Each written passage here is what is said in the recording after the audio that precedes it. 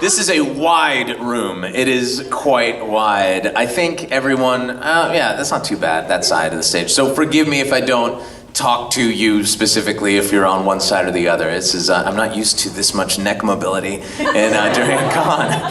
Thanks, you guys. How's Metrocon for everyone? It's all right? Sweet. This is my first time here. I'm really enjoying myself. I love the positivity with everybody here, and I love seeing all that. There's a lot of really cool cosplays and lots of cool Final Fantasy or Kingdom Hearts cosplays over there. Master of Masters and Lucio. It's so cool. So this is my Q&A panel is the title of it. So I am happy to do questions and answers for you guys, but I always like to start out just talking about my favorite subject myself, which is, I could go on for a couple hours, but I guess we only have 50 minutes. I am a voice actor from New Jersey. I was born in New Jersey, grew up in Las Vegas, finally made my way to Los Angeles. You're from Vegas? From New Jersey, represent. And I was out there, went to school at USC for acting. Slummed around as a theater usher, SAT tutor, bartender for about 5 years or so, and I tried to transition from that into voice acting. And I've been doing that for about 5 years, and about 3 years with actually able to make a living doing it. I did, for 2 of those years, I did 150 audiobooks. Alone, and it was miserable because you don't choose the books that you get to narrate. You just are sent random books. A lot of people say if you want to get into audiobook narration, the way to test is go into a bookstore, pick a book at random, and read it all the way through out loud to yourself. And that's what I did 150 times. Some of them were good. Some of them were really good, but most of them were not fun.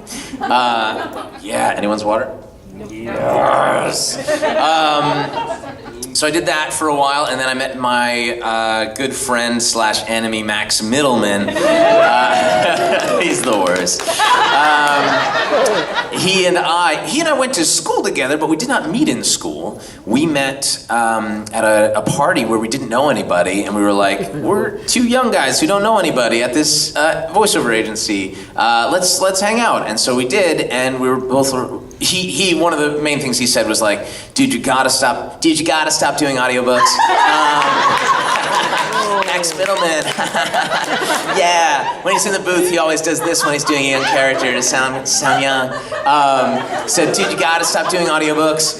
You gotta go out there and meet people and like do video games and animation and stuff. And so we both together, he took 70 workshops. It's an insane, because each of those is like $150. He saved up for these. He basically went to college again doing casting director workshops. And I followed suit. I did about 40 of those guys during a year, meeting people and auditioning a lot and just getting into the right places, the actual places that cast things that you want to be on.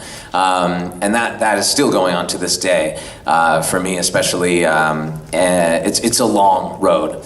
About a year into that, I booked a character named Noctis in Final Fantasy 15. I worked on that for 2 years without being able to talk about it, and during that time I worked on a lot of anime and other video games at the time. That have a lot of them seem to come out at the same time. There's this 6-month period where everyone was like, wow, Ray, you're in everything. And I was like, I wasn't in everything at the same time. It was all a very, very long process in between. But life is great. This is my 1-year anniversary of doing cons. My first year was Otakon last year. And I thought I was going to be able to talk about being Noctis at that con, and it was not for another 2 more months that I was able to talk about it.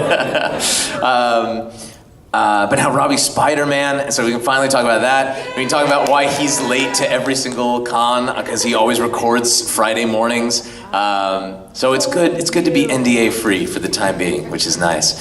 So that's my journey to where it is. A whole lot of catastrophes and missteps along the way. But if you guys have any questions, I'd be happy to answer. Let's do in front. Yes. Speaking of Noctis from Final Fantasy 15, kind of moments where you were just overwhelmed by the sheer emotion within the story itself? Yeah, so... And which one really stuck out to you the most?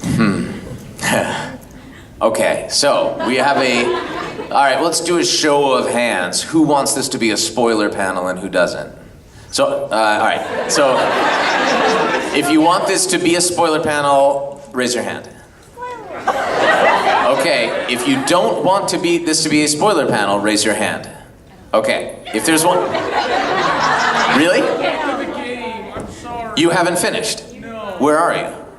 I'm at the part where you're fighting the rock type. Okay, it's chapter 5 around there. So I will not spoil the game, because there's no reason to. I will talk in broad terms. We'll talk in broad terms. So the question was, were there times when I was overwhelmed with the emotion? So after we had done the demo, and after I had... Oh, well, I can talk about this. So I did the demo, episode Dust Sky. We had done it in a voice that we had done both in a younger, the Noctis, you know, and this guy, who ended up kind of being older Noctis. And that was what the Platinum demo, or the episode Dust Sky demo ended up being. And I had gotten word when it came out that they were thinking of recasting. They were looking for a different voice. And fortunately, during this month, the casting director and the production company, Rocket Sound, stood up for me and said, "Ray can do a different voice. It's not like he can't sound younger. We have files of him sounding younger." So it was this month-long recasting process that I went through in order to keep that role. So that was a terrifying time. It was not fun. After that, right after that time, that was March, we had then started doing... We had a couple of sessions where I redid all of the episode Dust Sky dialogue, because a lot of it ended up in the game. Like, it's bedtime. All those ones made it in. During those sessions when we were cleaning up the voice, they sat me down and told me the whole story of Noctis's journey. And it took a while. I was like 20 minutes of learning everything. And I was just amazed with the sheer guts that it takes to tell a story like that. I haven't seen a story like that in a long time, and it was something that I was really excited to play as an actor. You're always looking for the deep, dark, the kind of human emotions that are at the fringes of your normal day-to-day life. So that was one of the first times that it impacted me a lot. And then during of course, the campfire scene I was in tears doing that. That was we had the luxury of doing the game in order. We recorded from start to finish. We did it in order, which never happens, ever, especially in video games. Amazingly, we had that luxury for this one. Except for of course, you know, recipe and fishing and all those sort of lines were always thrown in good measure during recording. But yeah, one of our last sessions was that campfire scene, saying goodbye, and I was also saying goodbye to the character, because that was of course I come in every once in a while to do DLC sort of stuff, but that was saying goodbye to this time in my life when I was going in regularly and playing this deep character. So that was a very emotional session for me, for sure. It was probably very emotional for all of us, really, that time. Yeah. I'm glad it came out well. No more questions. That's my time, guys. Thank you. We'll give it to out down here. What was your favorite? What was your favorite line in Final Fantasy 15? There's different lines for different reasons. Of course, beans. That's one of my favorites. For that one, we had to do every line to the Japanese timing. We didn't listen to Japanese for every single line, but we had to do it to the millisecond, how long they said it. And for that one, it was like 3 seconds. And we tried it a bunch of times where it was like, oh no, beans, but it always sounded weird. And so we were like, what if we just say the word beans, but make it really long? And I'm really glad they went with that. That was a really fun one. My favorite serious line that I love doing is, "Off my chair, Jester, the king sits here." Yeah. It's so good. So good. We'll do in the middle, spoiler guy.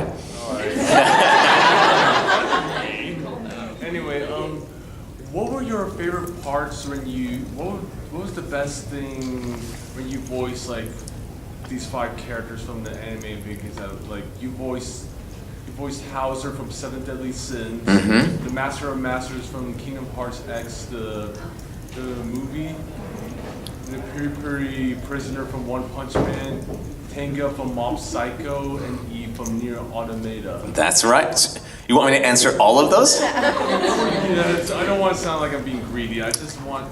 Here's a cool story about Hauser.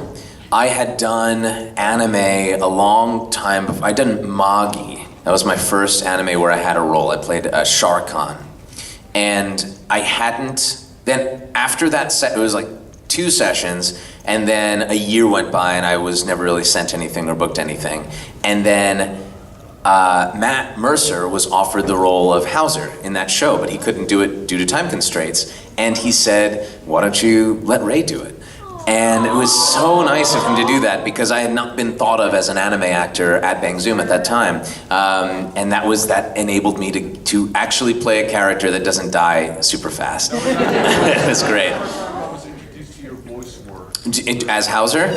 Yeah, Seven Deadly Sins, we did not know how popular that was going to be. It was insane. That was a crazy experience. Recording that, going, what is this show? We don't understand it. And then finding that people love that, especially at cons.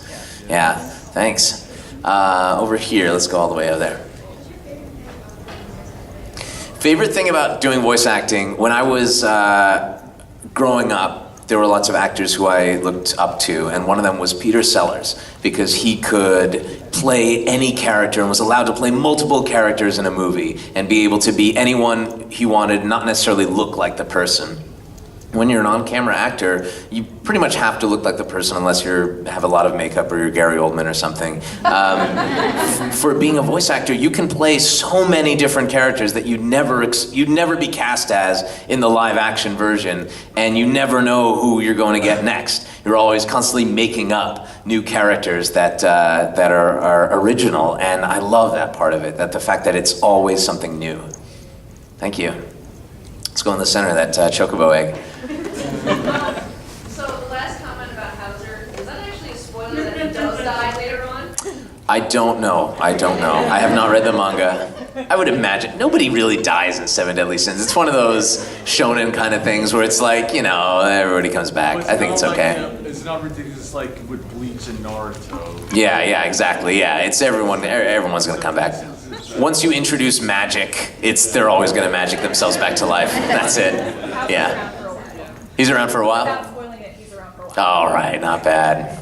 Here, over there? Yeah.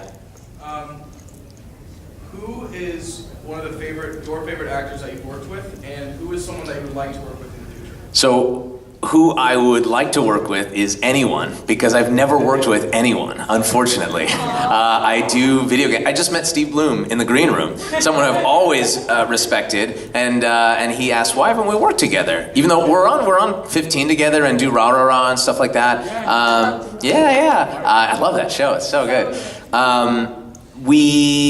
I do a lot of video games. That's mostly what I do, and it's always in isolation.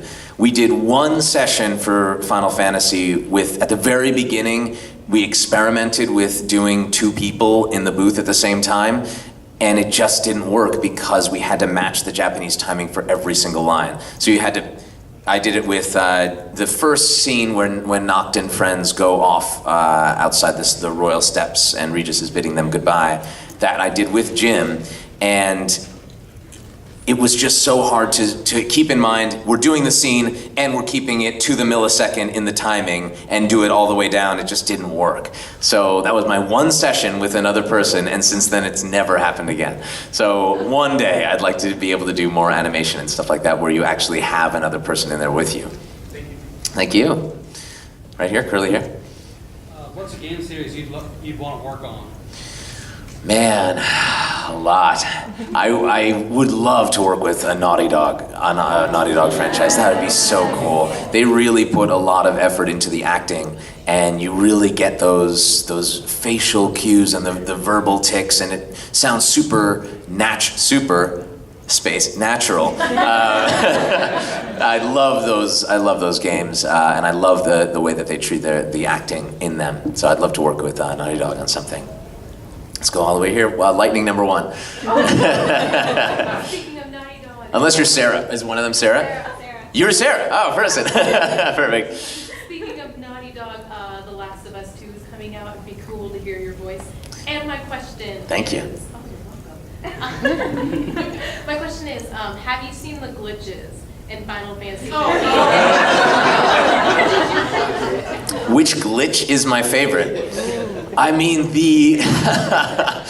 some of the cool ones, the early ones, I don't see too much anymore. Where you'd go to Golden Key, and the water was purple. I love those. Those are so cool. But the funniest ones are the ones where it's the four bros on their chocobos all stacked up. So funny. And I would look for that one because it is weird when you play the game and you call the chocobos, and the camera always moves in front of you, so you can't see what happens. So no matter where you look behind you, they always run up in time. And it always was like, where the heck? I want to break that. And I'm glad that someone else did and found out that they're just all on top of each other. It's so funny. That one's great. Good question. Up here front. If you could voice any character from any franchise, what would it be and why?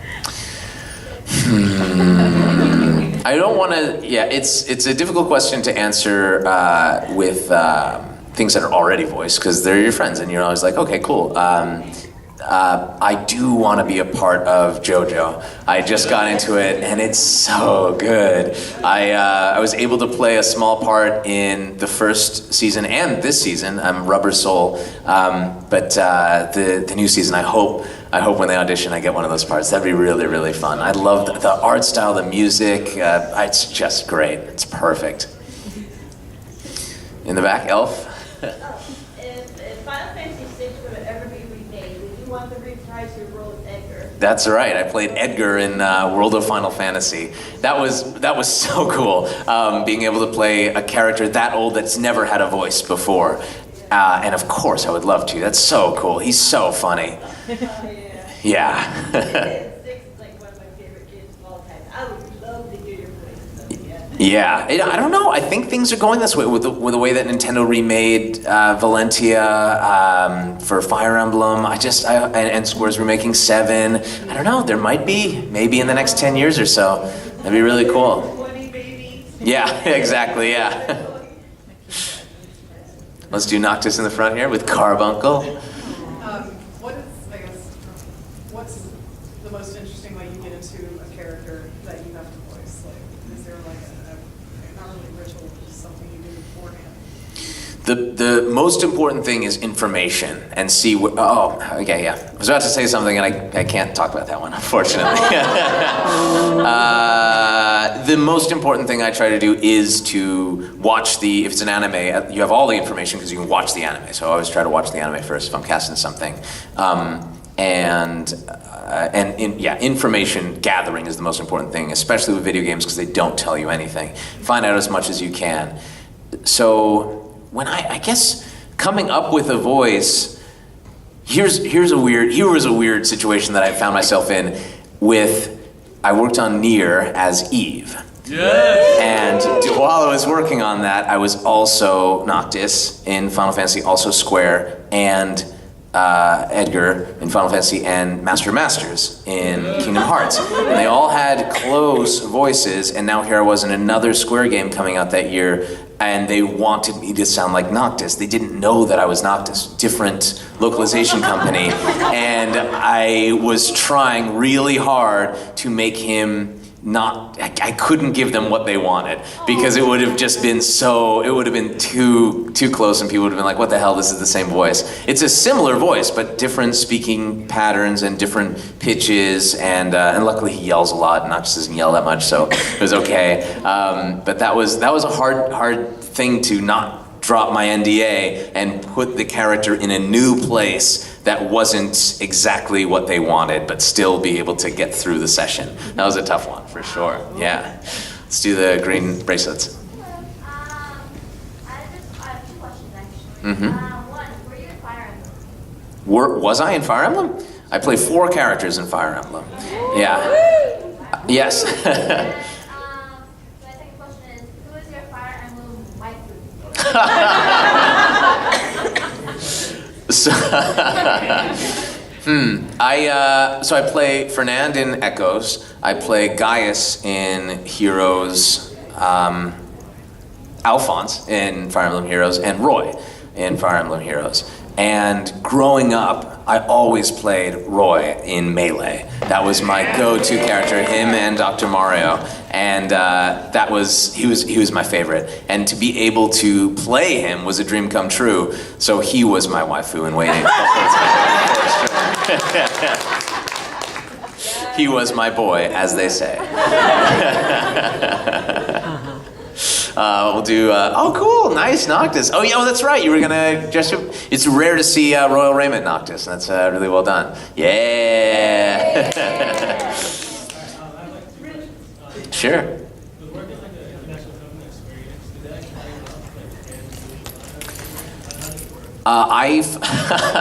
It's a good question. No, they do not fly you out or do anything like that. But at one point, Dan, the head writer on it, said, you know, if you're ever in Japan, stop by and I'll have you take a tour of Square. And I booked a flight that night and said, hey, I'm coming by in January, just stopping by and saying hi. And I went there, emailed him saying, hey, I'm here.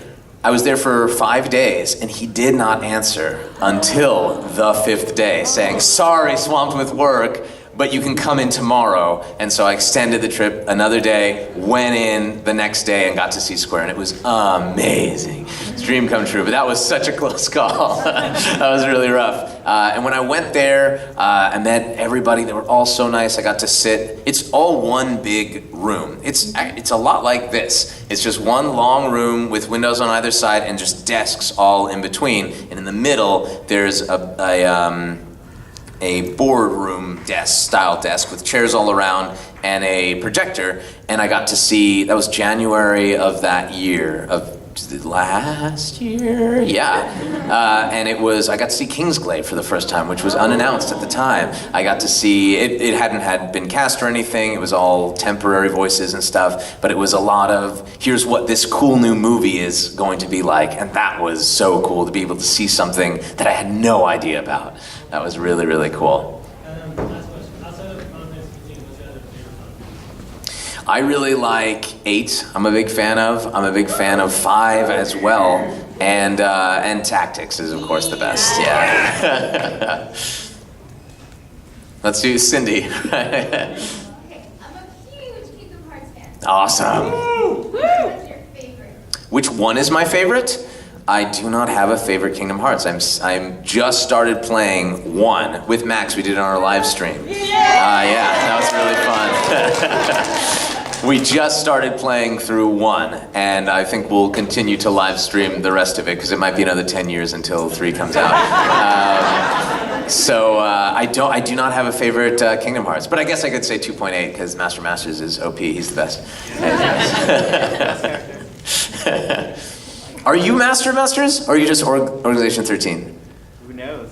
Oh, that's very cool. That is awesome, you guys. Let's go right here. How much on stage acting training do you have?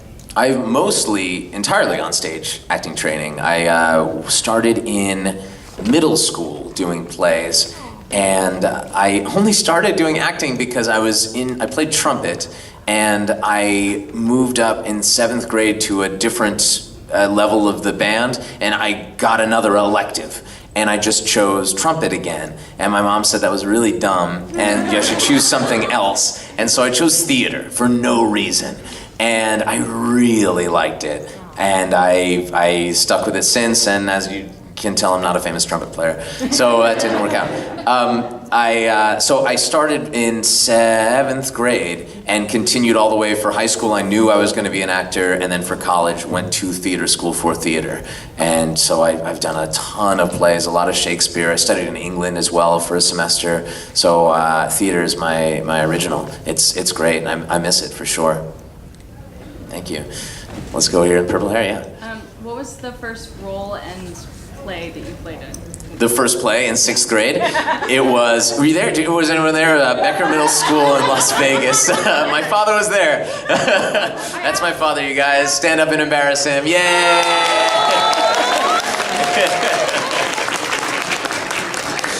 I got into theater in 7th grade. In 7th grade? I was in a play in 7th grade. And That's when the bug kicks in, for sure. Now I'm in school for theater. Oh, there you go. Yeah, never quit, for sure. I did, it's an Alan Ayckbourn play called This Is Where We Came In. I played Uncle Oblivious, who was an old man. And to me, like I said with the earlier question, to be able to play an old man at age 13 was just so cool. To be able to change your voice and your mannerisms and be on stage, and that was really fun. So that was my first.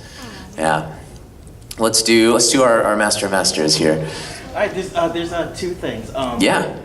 Do you remember in your live stream when you guys were holding the Smash Bros tourney? Yes. I was the Naked Shulk.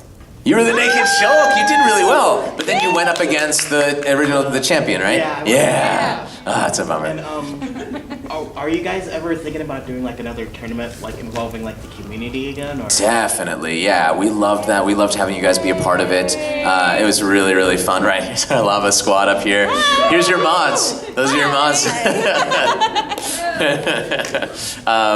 So yeah, that's definitely a thing. We know that we really want to get back into doing RPG stuff for sure, because that's what we do mostly. That'll be at least the next September and October, and play Kingdom Hearts and stuff like that. But being able to do competitive stuff was so much fun. And trying to figure out what to do with lag, because that was tough, playing with people all over the place. It was tough, yeah. So definitely. What was the turning point in your life where you decided you wanted to be an actor? That was 7th grade. That was it when I decided, I guess, right, Dad? Yeah. It was something that I knew I was good at, that I loved working on to get better, and it wasn't really there wasn't another option for me. That was it. So and that was I remember going to high school and taking all theater classes. At that point, that was what I was doing with my life. Well then, I mean, most children for their entire life say, I want to be someone famous, I want to be an actor. But then later in life decide, I'm going to be a scientist. Did you ever have that moment? Well, yeah, when I was 3, I wanted to be a construction worker. But I did. Once I've ended up in 7th grade theater, it changed. I guess it changes your perspective and money. Of course, if saying that you want to be an actor and then actually doing it, and failing for years and trying to make a living, that's not for everyone, for sure. It's very hard to balance those two things, and to know whether you're actually belong there, because it's very hard to get feedback from people once you're in the professional world. Let's do yellow shirt in the back. Do you have any favorite actors or favorite movies that you looked up to or you studied when you first started acting? Do I have any? When I first started, I watched a lot of movies. I would watch the AFI Best Films list. I would watch all the classic movies, and that's how I got into Peter Sellers, because he's on so many of those, and he plays so many different characters in all those. So he was one who I really looked up to. And then in modern, when I was in college and stuff, I loved watching Peter Serafinowicz, who's amazing. He's a voice actor, but he also does a lot of on-camera stuff. He has a show in England. Really, really good guy. Huge Dark Souls fan, which is fun. He live streams Dark Souls, and he's someone who I also look up to as well. A real chameleon. I love that. Thanks. Let's go here. Yeah. Okay, here's my question. Have you played the original Nier? No, I've not played the original Nier. I've heard it's not fun, so I stay away. It's for the story. So to me, I find it really hard to balance work and life and video games, all those three things. And so my video game time is budgeted. I finally finished Witcher 3, and that took like a year. So it's like, the backlog is high, and the original Nier, because the gameplay is what's hard and not fun about it. To me, that's like maybe 10 years down the line sort of thing. Well, go on YouTube and watch Or watch a Let's Play. Yeah, exactly. Or just watch the cutscenes, you're saying. Yeah. That's a good idea. I could do that. That's not a bad idea at all. Nice. Let's go with 9S. What is the most memorable evil? Do you want me to say one? I just tweeted it today because it comes up a lot, especially on Kyle's live stream. It's all. When we were doing it, I don't think we realized it could be taken out of context, but extra hard. I'll never live that one down. Luna, I think you had a question, yeah? If you could be Noctis for one day, what would you most want to do? I could be Noctis for a day. Oh man, there's so many sides to him. So you go fishing. I don't really like fishing myself. You know what I would do is go camping with the bros, because that's what the game is, and it would be really cool, and not just to hang out with Gladio Ignis and them, but to hang out with Robbie, Adam, and Chris, and go on a road trip and do that. That would be amazing. Really, really fun. Do a couple of battles, make a gorilla steak. That'd be really, really cool. That'd be fun. Good question. Let's go over here. How did you and Robbie meet? Robbie and I met when we had done Dusky. I didn't know anybody's name. They wouldn't really tell. And then sometimes I would say, who are these guys? And finally they said their names. And the only one I remembered when I went home was Robbie Damon. I was like, Robbie, and I know he's from Las Vegas too, so something like that. And I found him eventually, and then I messaged him on Facebook and said, hey, we should meet. We're working on this game, this is very cool. And he invited me to a sports bar where the Broncos were playing, and his girlfriend was a huge Broncos fan, and I had to meet 10 people and him in a sports bar where I do not do well.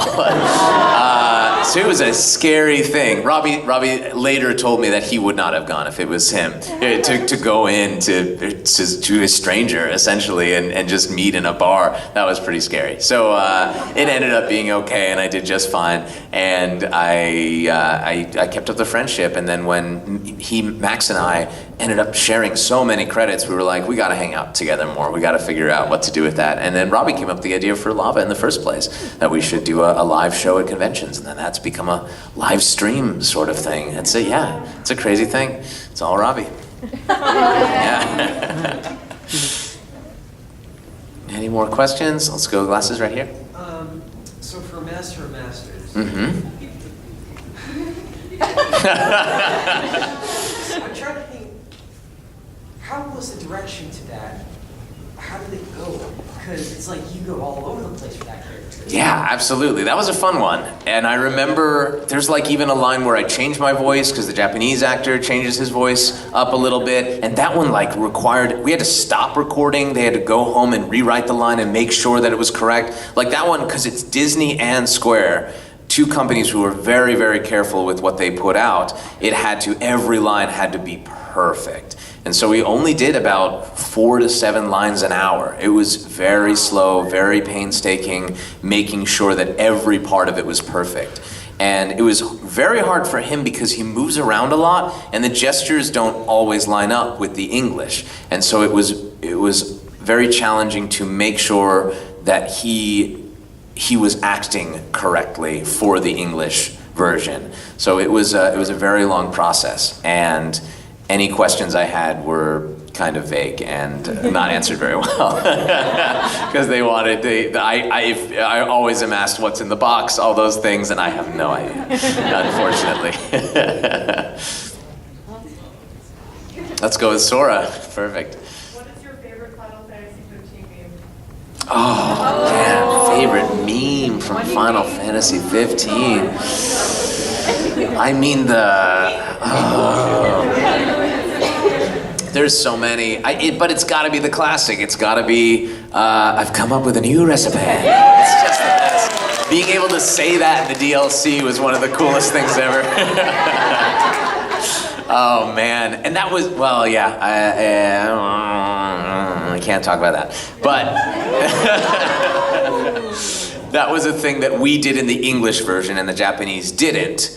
And then we later, I don't think this is breaking anything, later we got other scripts And the Japanese had also done that because they had gone like I guess maybe realized how popular it was over here, and they were like, oh, it'd be really fun if we made fun of each other's voices, and so they ended up doing that for another thing that we ended up recording. Yeah, it's cool. Let's go with the Chocobo. Okay. Have you ever been hired to voice a character with your own voice, or have you always had to change the tone or the whatever? I've only done it once in my own voice, and that's Master of Masters. It's the only time that I've ever done a character in my normal speaking voice. And it helps because when I talk, I go up and down and all that sort of stuff, and so does he. So that translated over really, really well. But yeah, I've always been putting on a voice or changing something. Like I've said with the actors that I look up to, I like it when you are unrecognizable in a role. So I always try to make my character sound as different as possible. Thanks. Let's go with Noctis over there. Triss or Yen? Tracer? Triss or Yen? Oh, Triss. Triss or Yen? Oh, I ended up with Triss, of course. Yeah, Yennefer's mean. I didn't like her. We go with the nice one, of course. Any other questions? We've got 15 minutes left. Well, let's go over here. To avoid spoilers, I'm just gonna ask which photo did you choose? So I thought about it a lot, and I went through emotionally all my photographs. What a great game mechanic that was. That was insane. This comes out of nowhere at you. I looked at a lot of them, and I chose the one that, the game automatically takes it for you when you're at Cape Cayam. It's the picture of the previous generation. It's of Cid and Regis and Cor and Wescombe. It's a picture of a picture, which is kind of strange, but that was the one that I ended up, because I loved that parallel between the two. That was something they did in Final Fantasy VIII and V, two of my other favorites, where there's a parallel story between father and son, also going through a journey. So that one really resonated with me, so I chose that one at the end. Yeah. Any other questions? Let's go here. My favorite video game is Fallout New Vegas. And it's not because I grew up in Vegas. I just love the choices in that one, the characterization and the gameplay. I don't have great aim, so Fallout always is great for me because you're able to play it like an RPG, a true RPG, and play as a charismatic character. So I played that one several times, and I watched Let's Plays of that. Many a True Nerd is a YouTube channel who plays the game. He played the entire New Vegas and all the DLCs without healing once, and that was amazing. And it's not because he's a great player, it's just using strategy and planning beforehand. Really, really cool stuff. So I geek out about the Fallout series, and especially New Vegas. That's my favorite for sure. Yeah, that one's a lot of fun. I'm playing with mods now, and it's just too much fun. Let's go over here. Okay, this is another question. What was it like playing Artorias in Berseria? That's right, I was Artorias in Tales of Berseria. And I met Christina V here for the first time, who's Velvet. She's really nice. And Artorias was basically me being Matt Mercer as much as possible. Doing one of these kind of voices. Velvet, why do birds fly? He was a cool character to voice. And I don't remember if I even auditioned. I must have auditioned for him, but I don't have any recollection of it. I might have just been called in for that character and coming up with a cool, evil voice, and I just immediately went to there. And he was cool because you see him twice. You play the game? Yes. He's Shepard Artorias, and then as Artorias, the bad guy. And being able to show the differences between him from start to finish was really cool. As Arthur, yeah, right. As a villager Artorias, that's the name, or at least what we had to call him. But he was a really, really cool character to play, and working with, it's Bandai Namco, right? Yeah, they're really fun to work with because they give you a lot of visuals to work on because they give you the cutscenes to be able to match stuff. So that was really cool. I could see the character in action. That was nice. I was very surprised to find that out when I was home. That I was that guy too? Yeah. It was a crazy year last year that everything came out at the same time. It was nuts. Well, let's do Shepard. So, which one of your characters would you say was the most fun in voice acting? I played a character in D4, Dark Dreams Don't Die, which was Swery 65. Yeah, I was Duncan, who is a fashion designer on a plane, and he has a mannequin named Suki, and he talks to Suki the whole time, and his catchphrase is avant-garde. And you have to, one of the quests is you have to go back in the past and tell him his own catchphrase. And Ben Pronsky, who's now in a lot of stuff, that was one of his first roles, plays the protagonist in that game, and he had to record a lot of failed quest attempts to get me to say avant-garde, where he's going, avant-grade? And I go, no, avant-garde! He was a lot of fun, really, really fun guy. Let's go with Noctis here. Villain I would most want to play. I've played quite a few villains, actually. There's Artorias and Eve. Noctis is such a villain. A villain I'd want to play. I don't know. That's a really good, I don't know. I guess I've never thought of that. I don't have a cool answer for that one. A cool villain. What would you think of? Yeah, I don't know either. I guess the only villains that I know, because you don't know what's coming out, so you don't know those villains. But I guess you could go with like superhero and animation and stuff like that. And I don't know superheroes very well at all, so I can't say, unfortunately. Yeah, but thank you. I'll have to think about that. I'll get back to you. Scala, what's up? Hi. Tell us a little bit about how much different was being able to be like Etrigan and Jason Blood in Justice League Dark, because that must have been such a different process compared to doing anime and video games. It wasn't too much different, because in anime, every time that if you're not the hero in something, you're always going to be playing a bunch of other characters in the thing. You play a ton of enemies and stuff. So normal day at work, you go in and you do the voice you're hired for, and then they say, and here's 2 more parts, come up with different voices. So for Etrigan and Jason Blood, I played in Justice League Dark.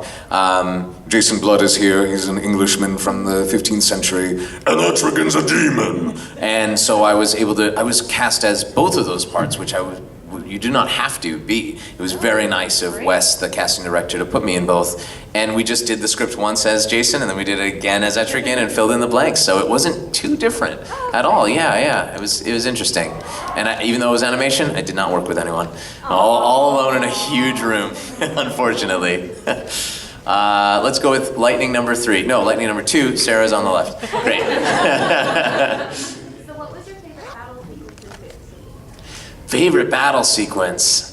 Man, there were cool ones. I'll tell you, I did not like Leviathan. That was not fun. I liked it because that was your favorite? To me, it wasn't.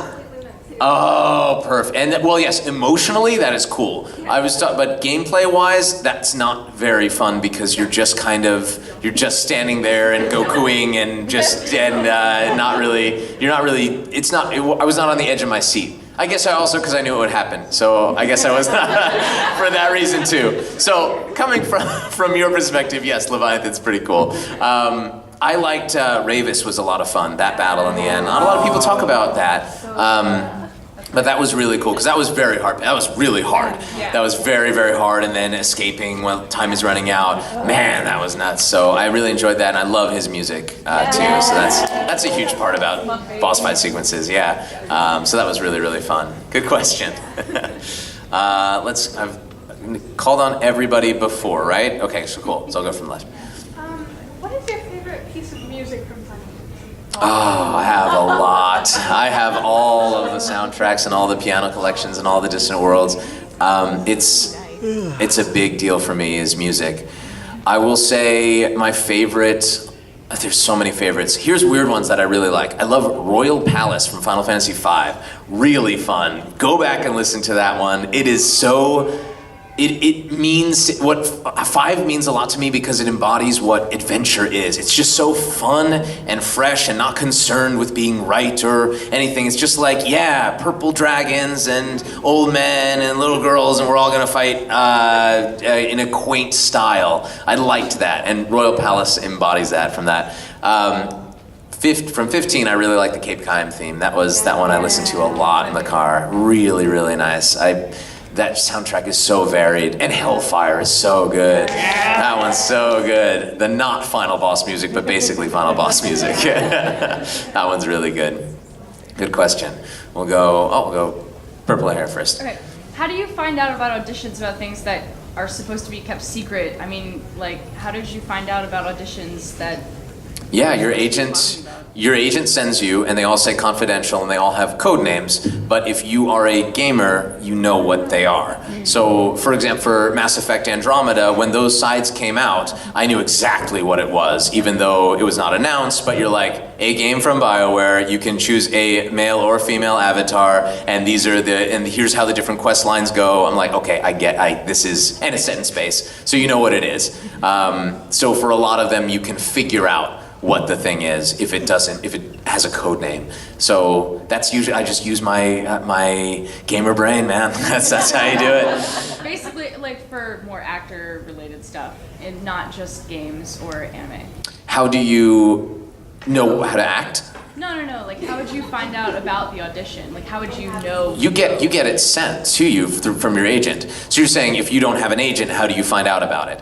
You can, so I didn't have an agent for a while. I mean, that you can't get an agent unless you book work. And it's hard to book work without an agent. So you go to casting directors and stuff. And I took workshops for $20. You can do these workout groups where you show up, you work on copy with a casting director, and then you go home. And from one of those, I ended up booking something and then brought it to my agent. And it took a long time. That was tough. It's tough when you're first starting out. But you can do a lot of there's a lot of fan stuff out there that you can do, and especially on YouTube and mods, work on people who are creating mods. There's a mod that I was really impressed with, and I messaged the creators and said, I want to be a part of this mod really bad. Hasn't been announced yet. They're holding on to it, but I love it. So that's a thing that you can always put yourself out there, especially on the internet. It's a great tool. Behind the Voice Actors has a casting website as well. So there's a lot of stuff out there that you can do to get yourself work. Thanks. Cheers. Yeah. Do you have a contract with an agent? You do have a contract with an agent. It's usually... You can't go to another agent or anything, Yeah, and once you're signed with someone, you're there for a year, and then you usually sign for 3 years. So you're with them for a while, for sure. Let's go with you. Okay. So what were the funniest lines and scenes that you did when you voiced Piri Piri Prisoner in and also Tenge from Mob Psycho 100? From Tengi? Tenga. I think it's Tenga, but like you voiced like the former school bully. Yeah. His name is Onigawara. Yeah. Tengi Onigawara. Oh yeah. I guess that's interesting. I never thought about his first name. For Puri Puri Prisoner, everything he says is funny. He's just the best. He just has to stand there and just be himself, and that's all it was. One of the more interesting lines from that one were the ones where he's sitting next to Saitama and just not attracted to him at all, even though he's attracted to everybody else. He just is not impressed. So it was funny to play him for a second, just be serious and give information, and it's not sexual at all. And I thought that was a lot of fun to see that side of Puri Puri Prisoner. And for Tenga? For Tengi, I don't remember too much. He wasn't too big of a character, so I don't remember too much about it. I'm trying to think of a thing. Oh, when his friends call him out for being dumb. Those are always really fun. Those are fun in the very beginning, yeah. Thanks. No problem. Let's do lightning one. You haven't gotten a question. Sarah. You're Sarah. Who's that on the end? So Sarah's on Two Sarahs, two lightnings. Oh my gosh, you guys are amazing. My question is, if you could voice anyone from Final Fantasy VIII, who would it be?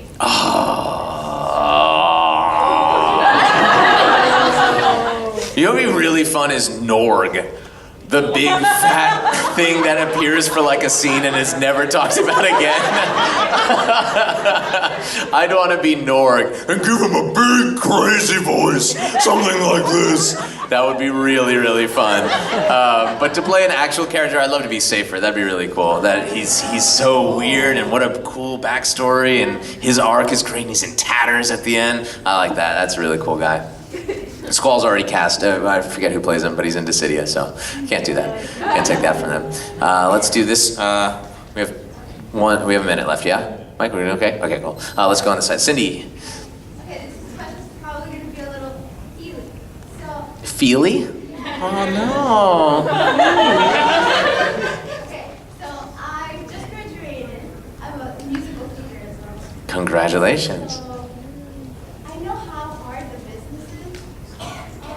What did you tell yourselves when, things weren't going so well? It's really hard out there. So, what would you tell yourself besides the fact that, you love what you're doing? Yeah, I would trick myself into putting so that there was nothing I could fall back on. I was a bartender for a while. Yeah, and I was a bartender, I had enough money saved up for 2 months, and to be able to go live without work. And once I got to that point, I said, all right, I'm gonna quit my job, and in 2 months I have to book something out there. But that meant that I had 60 days in order to do nothing except find a job, and you have to. And when you make it so that you have to, suddenly you get a lot more crafty and creative in coming up with how to get jobs. And that's how I did the voice actor workshops. I found out about these workout groups, and that's how I booked my very first thing, and that was at the end of 2 months. So I finally did that. So that's at least one trick that I know. Doctors hate him. This one trick will make you become a voice actor. We'll do one weird trick. Do one more question. What is your favorite character from 15 that isn't Noctis? Oh man, there's a lot. I like Navith a lot because he's awesome and he's Patrick Seitz, and he comes up every once in a while. You're like, what are you doing here? And he gives you really hard quests. I like him a lot, and I really like Prompto. He's just great. And Robbie had such a hard job, you guys. You don't know. To match it to Japanese, most of Noctis's lines are like 3 to 5 seconds long, and being able to keep that internal timer in your head is fine. But for Robbie, he had these 19-second long things that he had to get within a millisecond. He had such a hard job. So whenever I hear a Prompto line that's particularly long, I go, dang, Robbie, that's awesome. So I love Prompto too. Thank you guys, that's my